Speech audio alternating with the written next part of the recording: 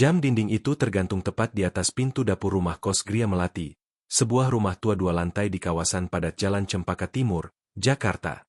Bentuknya sederhana, berbingkai kayu coklat yang sudah kusam, dengan jarum detik yang biasanya berdetak pelan namun setia.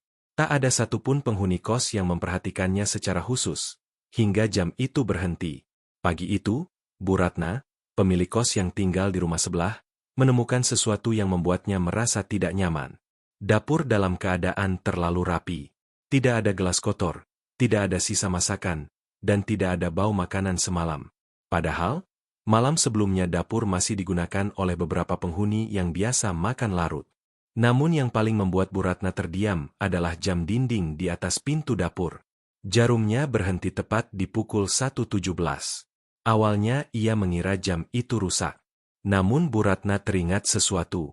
Jam itu baru diganti baterainya 3 hari lalu, dan ia sendiri memastikan jam tersebut berjalan normal hingga lewat tengah malam. Perasaan tidak enak muncul ketika ia melihat kalender kecil di samping kulkas, tempat ia biasa mencatat kejadian penting. Di sana tertulis dengan tinta biru, pukul 1.17 listrik turun sebentar. Sebuah catatan yang bahkan tidak ia ingat pernah menulisnya. Beberapa jam kemudian, kabar buruk datang. Reno, salah satu penghuni kos yang menempati kamar nomor 6 di lantai atas, ditemukan tak bernyawa di dalam kamarnya. Posisinya rapi, terlalu rapi, seolah seseorang memastikan tidak ada yang tampak ganjil. Tidak ada tanda perlawanan, tidak ada barang berantakan, dan pintu kamar terkunci dari dalam. Namun penyelidikan awal memastikan satu hal, kematiannya tidak wajar. Kasus ini kemudian ditangani oleh detektif Arga Pradipta, seorang penyelidik yang dikenal lebih percaya pada kebiasaan manusia dibanding kebetulan. Saat pertama kali memasuki rumah kos Gria Melati, Arga tidak langsung menuju kamar korban. Ia berdiri cukup lama di dapur, menatap jam dinding yang mati. Jam ini berhenti karena kehabisan tenaga, ujar salah satu petugas. Arga menggeleng pelan. Ia membuka penutup belakang jam, mengeluarkan baterai, lalu menimbangnya di telapak tangan. Baterai itu masih cukup kuat. Bukan rusak, bukan mati alami. Ia kemudian memeriksa saklar lampu dapur, panel listrik kecil di dinding, dan posisi peralatan dapur. Semuanya tampak seolah tidak pernah disentuh setelah tengah malam. Terlalu bersih untuk sebuah rumah kos dengan 6 penghuni dewasa. Arga lalu mengumpulkan seluruh penghuni di ruang tengah. Ada Mira, mahasiswi tingkat akhir yang kamar tepat di sebelah korban. Danu, pegawai minimarket dengan jam kerja malam. Siska, karyawan kantor yang dikenal pendiam. Bayu, penghuni paling lama yang sering membantu Bu Ratna. Dan Lina, siswi kursus yang baru 2 bulan tinggal di sana. Satu persatu, mereka memberikan pengakuan yang sama.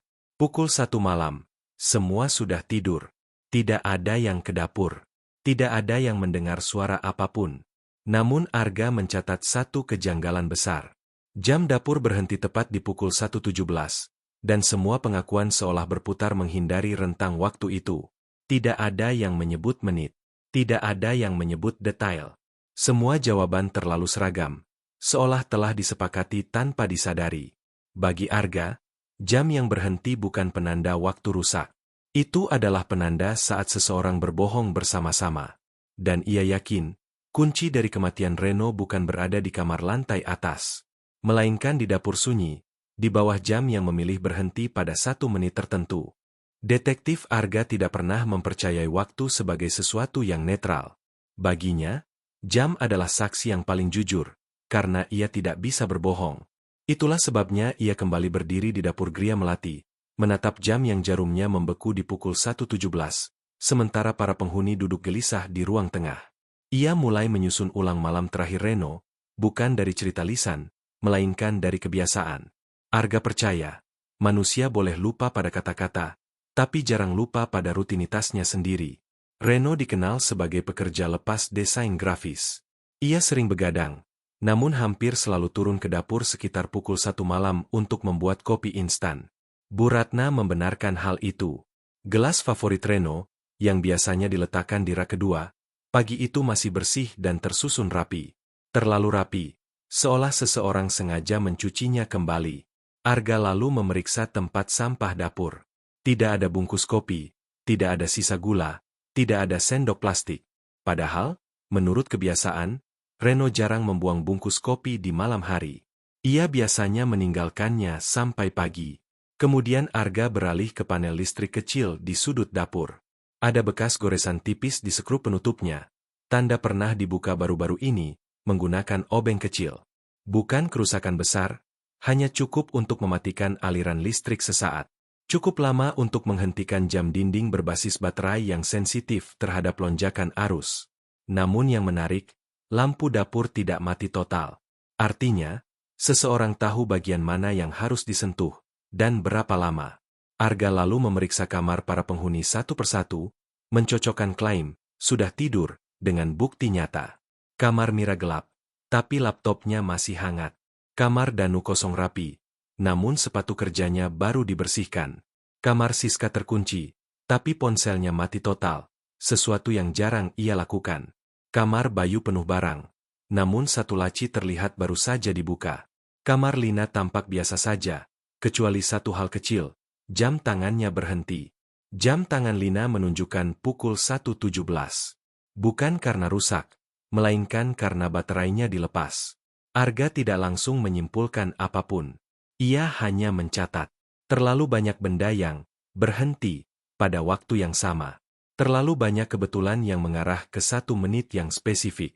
Arga kemudian memeriksa tangga kayu menuju lantai 2. Ada satu anak tangga yang mengeluarkan bunyi paling keras jika diinjak. Setiap penghuni tahu itu. Jika seseorang naik atau turun lewat sana, hampir mustahil tidak terdengar, kecuali penghuni lain memang sedang terjaga dan memilih diam. Malam itu, hujan turun ringan. Suara hujan seharusnya membantu menyamarkan langkah. Tapi hujan ringan tidak cukup untuk menutupi bunyi tangga tua.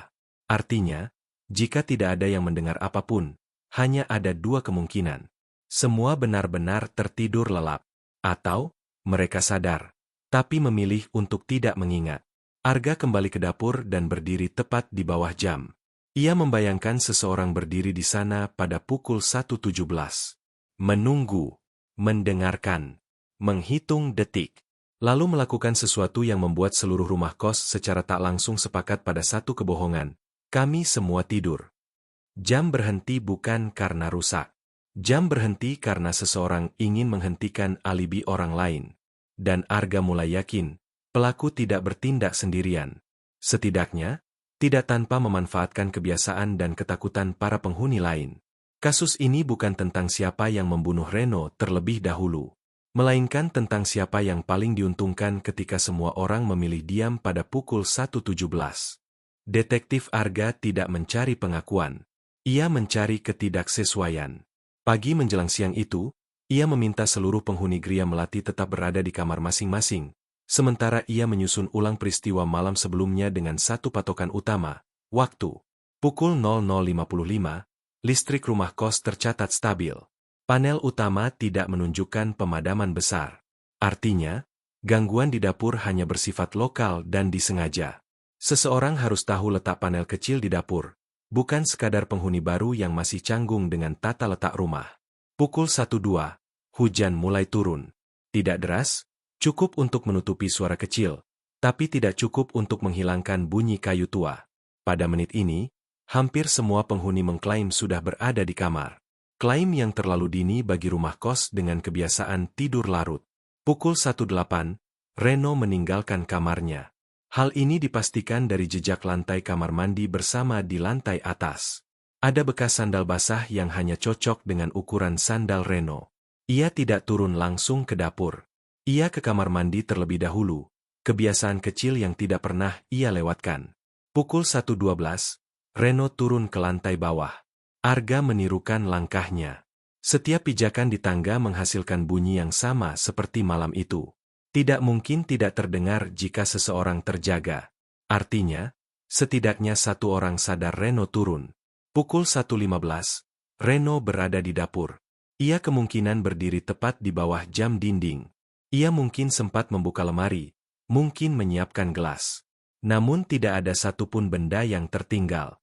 Semua dibersihkan setelahnya. Pukul 1.17, jam berhenti. Bagi Arga, inilah titik mati yang paling hidup. Pada menit inilah sesuatu terjadi. Sesuatu yang membuat seseorang mematikan aliran listrik sesaat, menghentikan jam, dan menghapus penanda waktu yang seharusnya bisa menjadi alibi atau justru tuduhan. Arga memeriksa kembali jarak antara panel listrik dapur dan posisi jam. Jaraknya hanya 2 langkah. Artinya, orang yang mematikan panel berada sangat dekat dengan Reno. Terlalu dekat untuk sekadar kebetulan. Setelah pukul 1.17, tidak ada jejak Reno di dapur. Tidak ada gelas, tidak ada air tumpah, tidak ada bungkus kopi. Reno tidak kembali ke kamar lewat tangga. Itu berarti satu hal, ia tidak sempat pergi sendiri. Pukul 1.22 hingga pukul 1.25 menjadi rentang kosong. Tidak ada saksi, tidak ada suara, tidak ada gerakan yang diingat. Namun Arga menemukan sesuatu yang tertinggal di balik kesenyapan itu. Bau pembersih lantai yang samar. Bukan pembersih dapur, melainkan cairan serbaguna yang biasa disimpan di lemari bawah wastafel. Cairan itu digunakan untuk satu tujuan, menghilangkan bekas tertentu. Bukan darah, karena hampir tidak ada, melainkan jejak kaki basah dan bekas seretan ringan di lantai. Arga lalu mencocokkan ini dengan kebiasaan penghuni. Tidak semua orang tahu letak cairan itu. Tidak semua orang mau repot membersihkan lantai pada pukul 1 pagi. Dan tidak semua orang cukup tenang untuk melakukan itu tanpa meninggalkan kesalahan. Kesalahan itu muncul di lorong menuju kamar Reno. Ada satu titik di mana lantai sedikit lebih licin dari bagian lain. Pembersihan dilakukan terburu-buru. Orang yang melakukannya berhenti terlalu cepat. Pukul 1.28, Reno sudah berada kembali di kamarnya, bukan atas kehendaknya sendiri. Kunci kamar diputar dari dalam. Seseorang tahu caranya mengunci pintu dari luar lalu keluar tanpa meninggalkan tanda paksa. Teknik sederhana, namun membutuhkan pengalaman tinggal lama di rumah kos itu. Pukul 1.30, semuanya kembali diam. Saat Arga menyusun rekonstruksi ini di ruang tengah, ia tidak menunjuk siapapun.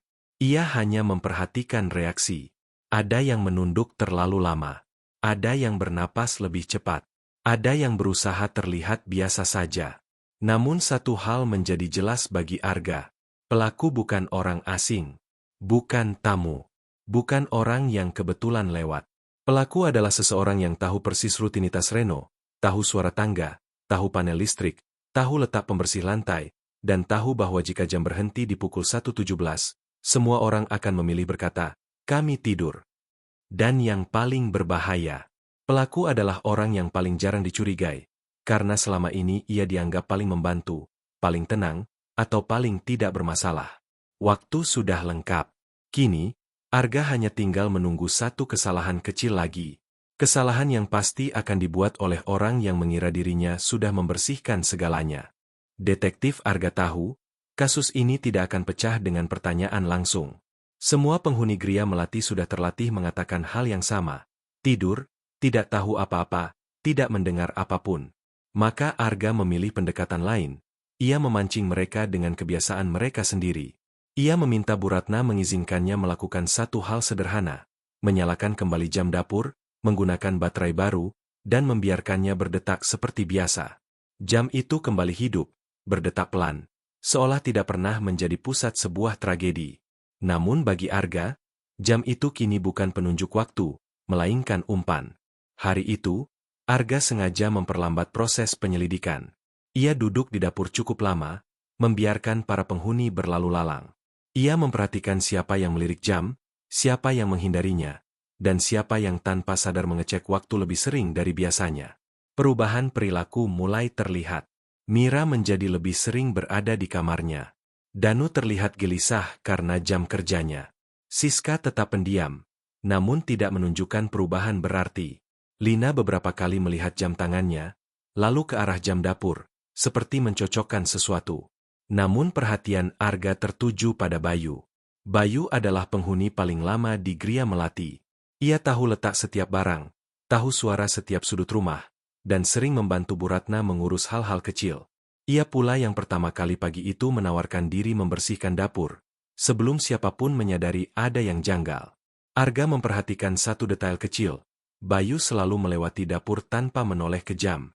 Bukan karena tidak peduli, melainkan karena ia sudah tahu persis jam itu seharusnya menunjukkan apa.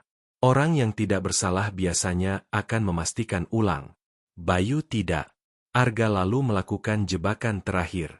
Ia mengumumkan bahwa tim forensik akan memeriksa ulang jam dapur karena ditemukan kemungkinan sidik jari pada panel listrik di menit penghentian jam. Ia tidak menyebut siapa, tidak menyebut hasil apapun, hanya kemungkinan. Reaksi itulah yang ia tunggu. Beberapa jam kemudian, Arga menemukan panel listrik dapur telah dibuka kembali. Sekrupnya tidak rusak, hanya dilonggarkan lalu dikencangkan ulang. Seseorang mencoba memastikan tidak ada jejak yang tertinggal. Dan hanya satu orang yang tahu cara membuka panel itu tanpa meninggalkan bekas kasar. Orang yang sudah sering melakukannya. Arga mencocokkan ini dengan data sederhana. Bayu pernah memperbaiki panel listrik rumah kos beberapa bulan lalu, ketika MCB sering turun. Bu Ratna mengingatnya dengan jelas. Tidak ada penghuni lain yang pernah menyentuh panel itu sejak saat itu. Lalu datang detail terakhir yang mengikat semuanya. Arga menemukan lem pembersih di kamar mandi belakang. Basah, berbau cairan serbaguna yang sama dengan lantai dapur. Lem itu digantung rapi, namun bagian bawahnya lebih kotor dibanding bagian atas. Tanda digunakan untuk membersihkan lantai, bukan meja. Lem itu biasa digunakan Bayu. Semua potongan kini hampir lengkap. Bayu tahu Reno akan turun ke dapur. Ia tahu jam dapur bisa menjadi saksi. Ia tahu bagaimana menghentikannya. Ia tahu bagaimana membersihkan tanpa meninggalkan noda mencolok. Dan yang terpenting, ia tahu bahwa jika jam berhenti di satu waktu tertentu, semua orang akan kehilangan pegangan untuk mengingat. Namun Arga belum menyimpulkan di hadapan siapapun. Ia tahu, pelaku yang merasa hampir aman justru akan membuat kesalahan terakhir. Kesalahan yang tidak bisa dibersihkan, tidak bisa disamarkan, dan tidak bisa dijelaskan dengan kata, tidur. Jam dapur terus berdetak. Setiap detiknya kini menjadi tekanan. Dan Arga yakin, saat jarum jam mendekati pukul 1.17 malam itu, seseorang di rumah kos ini tidak akan sanggup berpura-pura lagi. Malam kembali turun di Gria Melati. Jam dapur berdetak normal. Jarum detiknya bergerak pelan seolah menghitung ulang kesalahan yang pernah terjadi. Detektif Arga memilih menunggu. Ia tahu, kebenaran sering muncul bukan saat ditanya, melainkan saat seseorang kelelahan menjaga kebohongan. Pukul 1.10, rumah kos mulai sunyi. Beberapa penghuni sudah masuk kamar. Tidak ada yang diminta untuk berkumpul. Tidak ada tekanan terbuka. Namun Arga berada di dapur, duduk tepat di bawah jam, membiarkan waktu berjalan apa adanya. Pukul 1.15, langkah kaki terdengar dari arah lorong. Bukan langkah tergesa, melainkan langkah yang ragu. Bayu muncul di ambang dapur. Ia berhenti sejenak, menatap jam dinding, lalu melangkah masuk. Tatapannya tidak bisa berbohong. Ia mengenali menit itu terlalu baik. Arga tidak langsung berbicara. Ia hanya mengamati. Saat jarum jam bergerak mendekati pukul 1.17, Bayu terlihat menelan ludah. Nafasnya tidak beraturan. Tangannya bergerak kecil, seolah ingin melakukan sesuatu, lalu mengurungkan niat. Ketika jarum menit tepat menunjuk angka 17, Arga berdiri. Ia menjelaskan semuanya tanpa tuduhan emosional. Tentang kebiasaan Reno turun ke dapur. Tentang panel listrik yang hanya diketahui satu orang. Tentang pembersih lantai yang digunakan terburu-buru. Tentang lem yang digantung rapi namun tidak bersih. Tentang pintu kamar yang dikunci dari dalam dengan teknik yang hanya diketahui penghuni lama. Dan akhirnya, tentang motif. Reno bukan korban kebetulan. Ia mengetahui sesuatu yang seharusnya tidak ia ketahui. Beberapa minggu sebelum kejadian, Reno tanpa sengaja melihat Bayu memindahkan barang milik penghuni lama yang sudah pindah. Barang yang seharusnya diserahkan kembali, bukan disimpan. Reno sempat menegur. Tidak mengancam. Tidak melapor. Hanya menanyakan.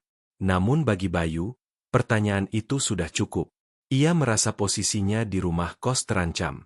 Ia terbiasa dianggap paling dipercaya, paling membantu. Dan ketakutan kehilangan kepercayaan itulah yang mendorongnya melakukan satu kesalahan fatal. Malam itu, Bayu menunggu Reno turun ke dapur. Ia mematikan panel listrik sesaat untuk menghentikan jam, bukan untuk memadamkan lampu, melainkan untuk memutus saksi waktu. Reno terkejut. Terjadi dorongan singkat. Tidak direncanakan. Reno terjatuh dan tidak bangun lagi. Bayu panik. Namun kepanikannya ditopang pengalaman. Ia membersihkan lantai, mengunci kamar, dan mengandalkan satu hal. Semua orang akan memilih mengatakan mereka tidur jika tidak punya patokan waktu. Ia hampir berhasil. Namun ia lupa satu hal. Waktu boleh dihentikan. Tetapi kebiasaan manusia tidak bisa dimatikan. Bayu akhirnya mengaku. Bukan karena tekanan, melainkan karena ia sadar tidak ada lagi yang bisa ia hentikan. Jam dapur berdetak normal. Pukul 1.17 kembali menjadi menit biasa. Namun bagi Bayu, menit itu akan selamanya berhenti. Ketika polisi membawa Bayu keluar dari Gria Melati, para penghuni lain terdiam. Mereka tidak menyangka orang yang paling dipercaya adalah orang yang paling berbahaya. Detektif Arga menatap jam dapur untuk terakhir kalinya malam itu. Baginya, kasus ini selesai bukan karena pelaku tertangkap, melainkan karena satu hal sederhana terbukti benar. Ketika semua orang mengaku tidur, waktu justru menjadi saksi yang paling terjaga.